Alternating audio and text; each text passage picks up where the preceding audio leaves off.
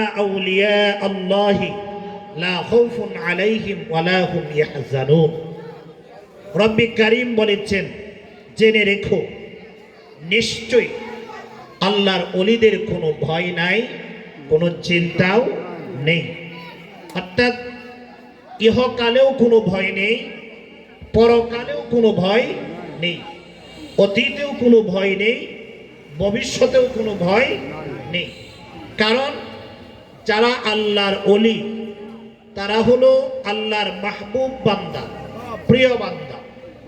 আর ওলি শব্দের অর্থই হলো আল্লাহ তাআলার দোস্ত বা বন্ধু। সুবহানাল্লাহ। ওলি শব্দের অর্থই হলো আল্লাহ তাআলার দোস্ত বা বন্ধু। ওলি শব্দটি এক বচন, আর বহু বচন হচ্ছে আউলিয়া। বহু বচন কি? আউলিয়া। আউলিয়া কেরাম যারা, তারা আল্লাহ তাআলার বন্ধু। এই কথাটা রব্বি কারীম কি করেছেন? ঘোষণা করেছেন। হাদিসে কুদসিতে বলা হয়েছে, লা ইয়াজালুল আবদু ইয়াতাকাররাবু ইলাইয়া বিন নওয়াফিল হাত্তা উহিব্বাহু ফাইযা আহবাবতুহু কুনতু সামআহু আল্লাযী ইয়াসমাউ বিহি ওয়া বাসারাহু আল্লাযী ইয়াবসুরু বিহি ওয়া ইয়াদাহু আল্লাযী ইয়াখুযু বিহি ওয়া রিজলাইহি আল্লাযাইনি ইয়ামশী বিহিমা ওয়া ইযা সাআলানি শাইআন লাউতিয়ান্নাহু। রব্বি কারীম বলেছেন, হাদিসটি হাদিসে কুদসি, বুখারী, মিশকাত, তিনটি হাদিসের কিতাবে বর্ণিত আছে। আল্লাহ তাআলা বলেছেন যে আমার বান্দা নফল ইবাদত বন্দেগী করতে করতে যখন আমার নিকটবর্তী হতে থাকে, ফলে আমি রব তাকে মহব্বত করতে থাকি, ভালোবাসতে থাকি। বলুন সুবহানাল্লাহ। বান্দা যখন আল্লাহ তাআলার ভালোবাসার পাত্র হয়ে যায়, মহব্বতের পাত্র হয়ে যায়, রব্বে কারীম বলেছেন, তখন আমি আল্লাহ ওই বান্দার কান হয়ে যায়, যা দিয়ে সে শুনে। ওই বান্দার চোখ হয়ে যায়, যা দিয়ে সে দেখে। ওই বান্দার হাত হয়ে যায়, যা দিয়ে সে ধরে। ওই বান্দার পা হয়ে যায়, যা দিয়ে সে হাঁটে।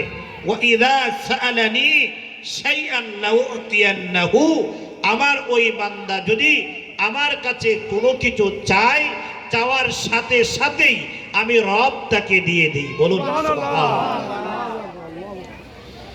মুসলিমের আরেক হাদিসে বর্ণিত আছে, হযরতে আবু হুরায়রা রাদিয়াল্লাহু তাআলা আনহু বর্ণনা করেছেন, রুব্বা আশআসা আকবার মাদফুইন আনিল আবওয়াবি লাউ আকসামা আলাল্লাহি লা বারহু।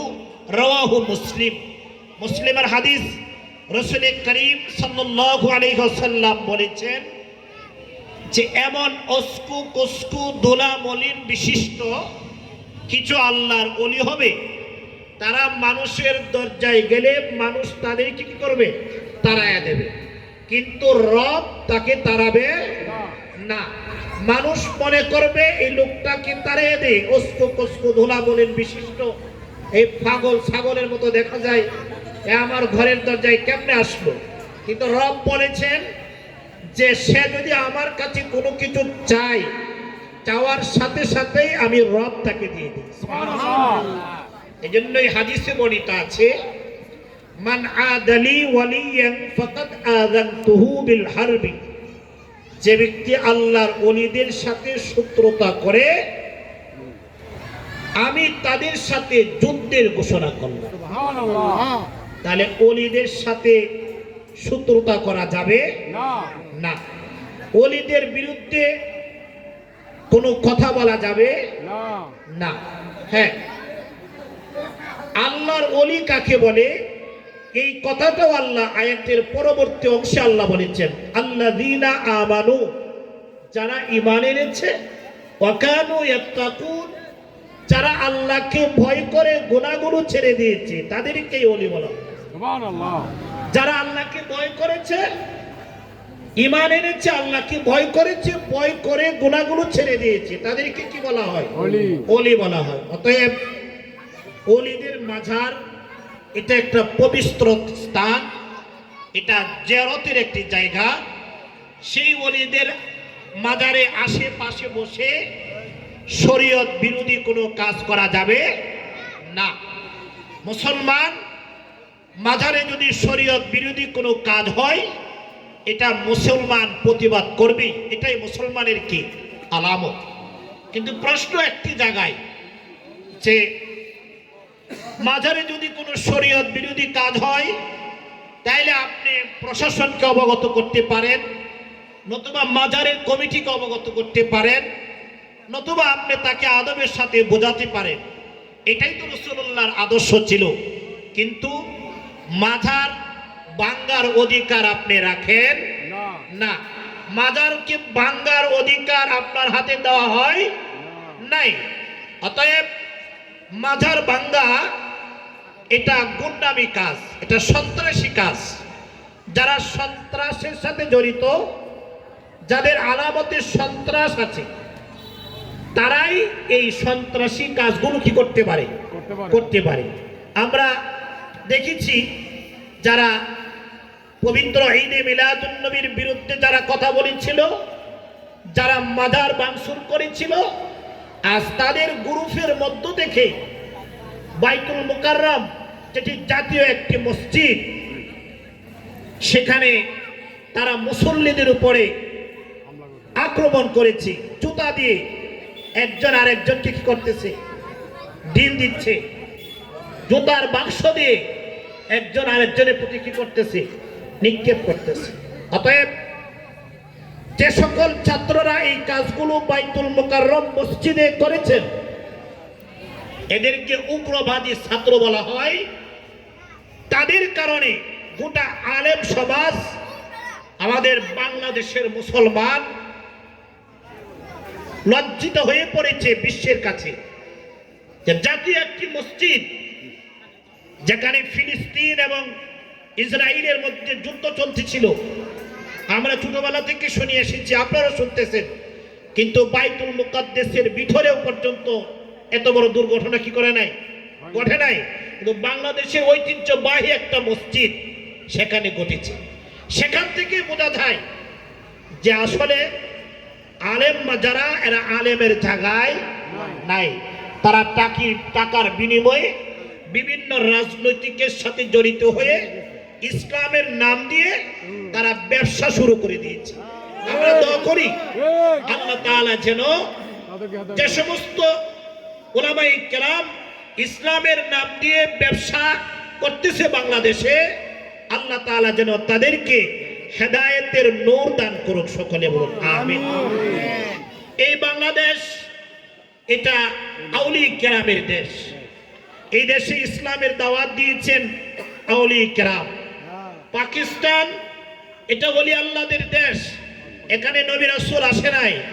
পাকিস্তানে ইসলামের দাওয়াত দিয়েছেন আউলিয়া কেরাম। ভারতবর্ষে কোনো নবী রাসূল আসে নাই, সেখানে ইসলামের দাওয়াত দিয়েছেন আউলিয়া কেরাম। যাদের মাধ্যমে আমরা ইসলাম পেয়েছি, যাদের মাধ্যমে আমরা কোরআনের বাণী শুনেছি, যাদের দ্বীনের দাওয়াতের কারণে হাজার হাজার মুসলমান হয়েছিল, আজ তাদের মাঝারে আঘাত করা, তাদের বিরুদ্ধে কথা বলা, তাদের বিরুদ্ধে সমালোচনা করা, এটা সুষ্ঠু মস্তিষ্ক একটা বিবেকবান মানুষের কাজ হতে পারে না। অতএব আউলিয়া কেরামকে আমরা সম্মান করব, আউলিয়া কেরামকে আমরা মর্যাদা দিব, মাজার জিয়ারত করব। শরীয়ত বিরোধী কোনো কাজ আমরা মাজারে করব না, যেন আমাদেরকে কোনো মানুষ এই কথা বলতে না পারে যে অমুক মাজারে শরীয়ত বিরোধী কাজ হয়, ওরা ভণ্ডামি শুরু করে দিছে, এই কথাটা বলার জন্য সাহস না পায়। এই আমাদের এই বাংলাদেশে এখনো পর্যন্ত ঘরে ঘরে সুফিবাদ মানুষের বক্তবিন্দু, প্রত্যেকটা ঘরে ঘরে আউলিয়া কেরামের বক্তবিন্দু রাখি আছে।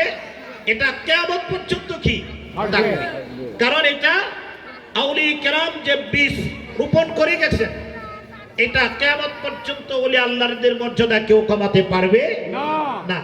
আপনারা জানেন গত কয়েক বছর আগে প্রায় 40টির উপরে মাজারের মধ্যে বোমা ছেড়েছিল, কিন্তু বোমা ছেড়েও তো মাজারগুলো কি করতে পারে নাই, ধ্বংস করতে পারে নাই। তাহলে ইনশাআল্লাহ কি করবে না, পারবে না। আমরা মাজার জিয়ারত করব, সেখানে এসে আমরা কোরআনুল কারীম তেলাওয়াত করব, আমরা সেখানে এসে দুরূদ ও সালাম পাঠ করব, আমরা রাসূলের শানে মিলাদ ক্যাম্প করব, যেন আল্লাহ এবং আল্লাহর রাসূল আমাদের উপরে রাজি বা খুশি হয়ে যায়। বলুন আলহামদুলিল্লাহ। আল্লাহ তাআলা আমাদেরকে এই কথাগুলোর উপরে আমল করার মতো তৌফিক দান করুক, সকলে বলুন আমিন। মুহতারাম হাজিরিন, এই হলো আমাদের প্রথম একটা অংশ। দ্বিতীয় অংশটুকু হলো, আপনারা জানেন যে এই মাসটি হলো রবিউল আউয়াল মাস। এটি রাসূল করিম সাল্লাল্লাহু আলাইহি ওয়াসাল্লামের শুভ আগমনের একটি মাস। এই মাসের বরকত ফজিলত আল্লাহ তাআলার কাছে পড়েছে। যে মাসে হুজুর আকরাম নূরে মুজাসসাম নূরুন আলা নূর মুহাম্মদ সাল্লাল্লাহু আলাইহি ওয়াসাল্লাম তিনি পৃথিবীর মধ্যে শুভ আগমন করার কারণে আমাদের এই গোটা পৃথিবী অন্ধকার যুগ থেকে আলোকিত যুগে পরিণত হয়েছে। বলুন সুবহানাল্লাহ। রাসূল যদি পৃথিবীতে না আসতেন তাহলে আমরা আলোর মুখ আমরা কখনো দেখতাম না। রাসূলের আগমনের মাস, রাসূল পৃথিবীতে এসেছেন। রাসূল করিম সাল্লাল্লাহু আলাইহি ওয়াসাল্লামের মর্যাদা, ফজিলত, তার সম্মান, তার তাজিম, এটা যথাযথভাবে আমাদের কি করতে হবে, আদায় করতে হবে। এটাই আমাদের মুসলমানের কি কাজ। আমি একটু ইতিহাস টেনে বলছি যে রাসূল করিম সাল্লাল্লাহু আলাইহি ওয়াসাল্লাম তিনি কোথায় ছিলেন, তিনি কিভাবে আসলেন, আমি একটু বর্ণনা করলে আপনারা বুঝতে পারবেন। রাসূল করিম সাল্লাল্লাহু আলাইহি ওয়াসাল্লামকে আল্লাহ তাআলা কুনতু নূরাম বাইনা ইয়াদাইয়া রাব্বি ক্বাবলা খালকি আদম বিআরবাআতি আশরা আলফি আম। আদম সৃষ্টির 14,000 বছর আগে রাসূল করিম সাল্লাল্লাহু আলাইহি ওয়াসাল্লাম তিনি আল্লাহ তাআলার কাছে নূর হিসাবে বিদ্যমান ছিল। বলুন সুবহানাল্লাহ। ওই জগতের একদিন পৃথিবীর 1000 বছরের সমান। পৃথিবীর ইতিহাসে আদম হিসাব মতে আদম সৃষ্টির 511 কোটি বছর আগে রাসূল করিম সাল্লাল্লাহু আলাইহি ওয়াসাল্লাম তিনি রবের কাছে নূর হিসাবে বিদ্যমান ছিলেন। সুবহানাল্লাহ। সেখানে রাসূলুল্লাহ ছিলেন, সেখান থেকে আল্লাহ তাআলা আদমের পেশানিতে, আদমের ললাটে নবীজি সাল্লাল্লাহু আলাইহি ওয়াসাল্লামের নূর মুবারক দেওয়া হলো। আদমের পেশানিতে সেই নূর মুবারক আদম আলাইহিস সালাতু সাল্লামের সন্তান। আপনারা জানেন আদম আলাইহিস সালাতু সাল্লামের জোড়ায় জোড়ায় সন্তান হতো। এক ছেলে হতো, এক মেয়ে হতো। এক ছেলে হতো প্রতি প্রসবে, এক ছেলে হতো, এক মেয়ে হতো। এভাবে 20 জোড়া সন্তান হওয়ার কথা ছিল। 19 জোড়া সন্তান জোড়ায় জোড়ায় হয়েছে, এক ছেলে এক মেয়ে।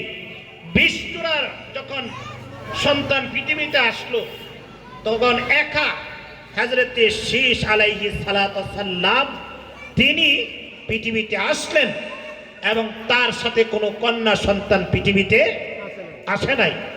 শীশকে প্রশ্ন করা হলো যে তুমি পৃথিবীতে একা এসেছিল, তোমার আগে যারা তোমার ভাই বোন জোড়ায় জোড়ায় পৃথিবীতে এসেছে আর তুমি একা পৃথিবীতে আসলা, কারণ কি?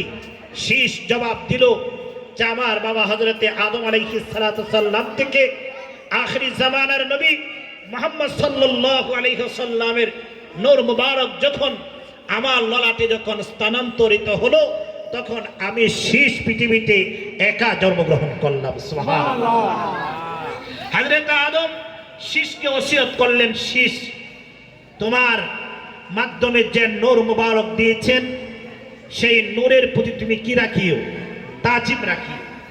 সেই শীশ আলাইহিস সালাতু সাল্লামের কাছ থেকে সেই নূর মুবারক চলে আসলো হযরত ইদ্রিস আলাইহিস সালাতু সাল্লামের কাছে।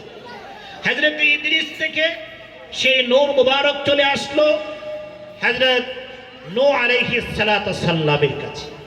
হযরত নূহ আলাইহিস সালাতু সাল্লাম থেকে সেই নূর মুবারক চলে আসলো আমাদের জাতির পিতা হযরত ইব্রাহিম আলাইহিস সালাতু সাল্লামের কাছে। হযরত ইব্রাহিম আলাইহিস সালাতু সাল্লাম থেকে সেই নূর মুবারক চলে আসলো হযরতে ইসমাঈল আলাইহিস সালাতু সাল্লাম।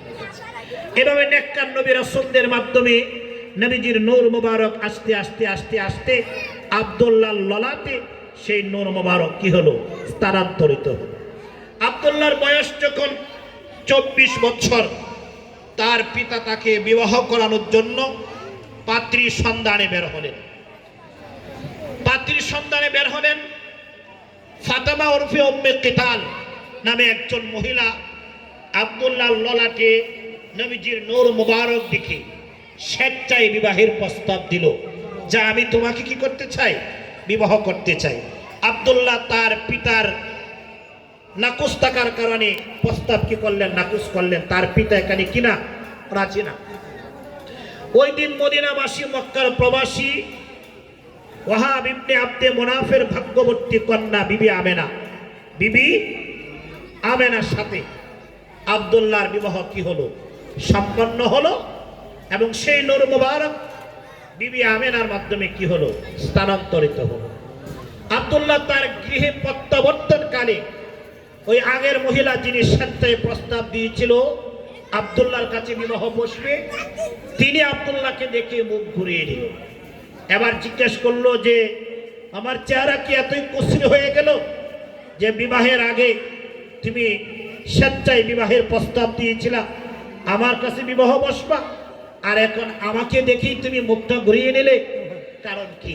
সে জবাব দিল, আরবিতে সে জবাব দিল মহিলা, قد فارقت النور الذي كان معك بالامس فليس لي بك اليوم حاجه انما اردت ان يكون النور।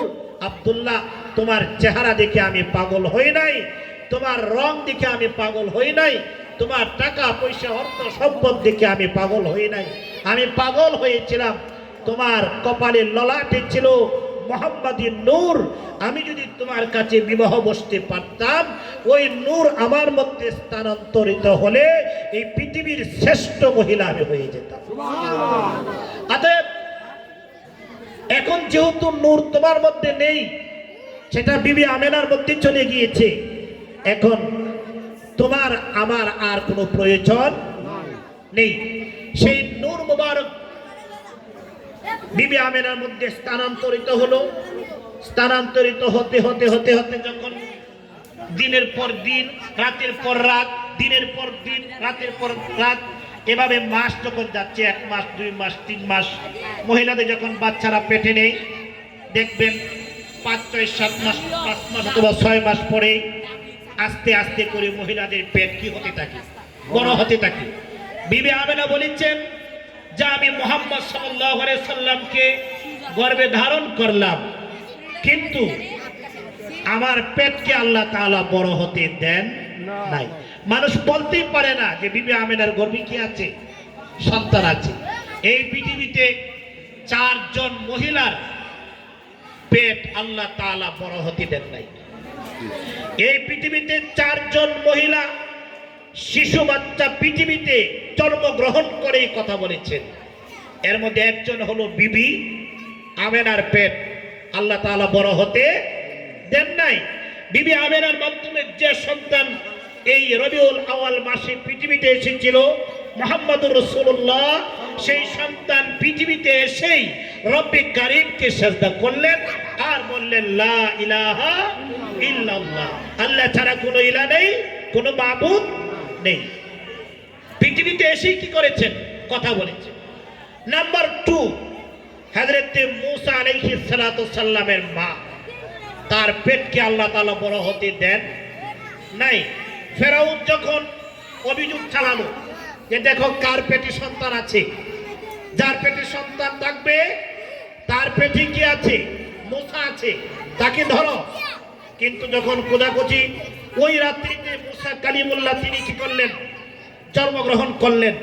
সন্তানকে কিভাবে কোথায় রাখবে, তালাশি চলছে মূসাকে খুঁজে বের করার জন্য।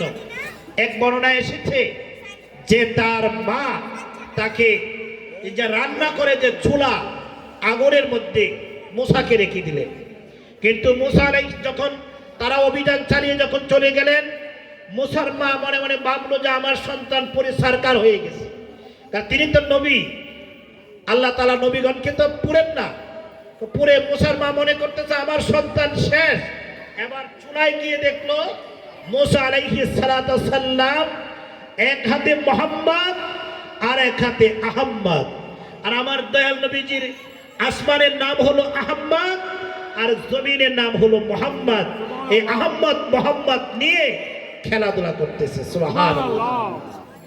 মুসা কালিমুল্লাহর মায়ের পেট আল্লাহ তাআলা কি করেন নাই, বড় হতে দেন নাই। নাম্বার 3, হযরতে ঈসা আলাইহিস সালাতু সাল্লামের মা মরিয়ম, মরিয়মের পেট আল্লাহ তাআলা বড় হতে দেন নাই। অনেক লম্বা ইতিহাস তো বলার সময় নেই। ঈসা আলাইহিস সালাতু সাল্লাম তিনি যখন মরিয়মের পেট থেকে যখন পৃথিবীতে আসলেন, সবাই বলল মরিয়মের স্বামী নাই, সন্তান তো জারজ সন্তান, স্বামী নাই, বিবির সন্তান কিভাবে আসলো, তাকে ধরো। যুবকেরা ঘেরাও করলো, মরিয়ম কোনো জবাব দিলেন না। তিনি ইশারা দিয়ে দেখালেন যে ছোট্ট শিশু বাচ্চাটিকে প্রশ্ন করো, সে কি জারজ সন্তান নাকি হালাল সন্তান। এই শিশু বাচ্চাকে প্রশ্ন করা হলো হযরত ঈসা আলাইহিস সালাতু সাল্লামকে। তিনি বললেন, শোনো, আমি ঈসা রূহুল্লাহ, আমি আমার মায়ের সন্তান, আল্লাহর হুকুমে আল্লাহ মায়ের পেটে আমি গর্ভে ধারণ করেছি। সুবহানাল্লাহ। তার মানে আল্লাহ প্রমাণ করেছেন যে পিতা ছাড়াও আমি আল্লাহ মানুষ বানাইতে পারি। হ্যাঁ, পিতা ছাড়াও মানুষ বানাইতে কি পারি। যেমন হযরত ঈসা আলাইহিস সালাতু সাল্লাম কি করেছেন, বানিয়েছেন। আবার আল্লাহ প্রমাণ করলেন, দেখো পিতা মাতা উভয়জন ছাড়াও আমি আল্লাহ মানুষ বানাইতে পারি। দেখো বাবা আদমকে বানিয়েছি। বাবা আদমের পিতা মাতা নেই। আবার আল্লাহ প্রমাণ করলেন, দেখো শুধু মাটি না, আমি হাড় দিয়ে হাড্ডি দিয়েও মানুষ বানাইতে পারি। যেমন আদমের বাম পাজরের হাড় থেকে আমি হযরতে হাওয়া আলাইহিস সালাতু সাল্লামকে বানিয়েছি। ইন্নাল্লাহ আলা কুল্লি শাইইন কাদির, সর্বময় ক্ষমতার মালিক কে? আল্লাহ। আবার আল্লাহ প্রমাণ করলেন, দেখো আমি নূর দিয়েও মানুষ বানাইতে পারি, যেমন মুহাম্মদকে বানিয়েছি। আবার পিতা মাতার বীর্যের নির্যাস দ্বারা মানুষ বানাইতে পারি। দেখো দুনিয়ার জমিনে কোটি কোটি মানুষ আমি রব বানিয়েছি। তার মানে মানুষের ক্ষমতা যেখানে শেষ, রবের ক্ষমতা সেখানে শুরু। সেই রবের ইবাদত বন্দিকে আমরা চাই কি চাই না? আমাদের অনেক ভাইয়েরা আছে যে মাজারের বক্ত হওয়ার পরেই তারা নামাজ ছেড়ে দেয়, মাজারে বক্ত হওয়ার পরেই তারা রাসূলের সুন্নাত ছেড়ে দেয়। কেন? ও আউলিয়া কেরাম তো আমাদেরকে নামাজ শিক্ষা দিয়েছেন, আউলিয়া কেরাম তো আমাদেরকে রাসূলের আদর্শ শিক্ষা দিয়েছেন। তা আমরা যদি তাদেরকে মানি, আমরা যদি তাদেরকে অনুসরণ করি, তাহলে তো রাসূলের আদর্শটা আমরা কি করতেছি, খুঁজে পাচ্ছি। যেমন আপনারা এই যে কাজী ঈসা রহমতুল্লাহ আলাইহি, আমি ওনার বিষয়টা অনেক মুরব্বীদের কাছ থেকে আমি শুনেছি, আমি একটু খোঁজ খবর নিয়েছি যে ওরা কেমন ব্যক্তি ছিলেন। আমাকে একাধিক মানুষ বলেছেন তিনি যখন ইন্তেকাল করলেন, ওফাত হলেন, ওফাত হওয়ার পরে তার পুরা শরীরে পানির মতো ঘাম বের হচ্ছিল। মানুষ নাকি তাকে পাকা দিয়ে কি করছিল, বাতাস করতেছিল। আর ইমানদার মৌতের একটি আলামত, যে লোকটা ইমান অবস্থায় মৃত্যুবরণ করবে তার শরীরে একটা ঘাম দিবে। সুবহানাল্লাহ। এটি একটি আলামত, সকল উলামায়ে কেরামে কি জানে।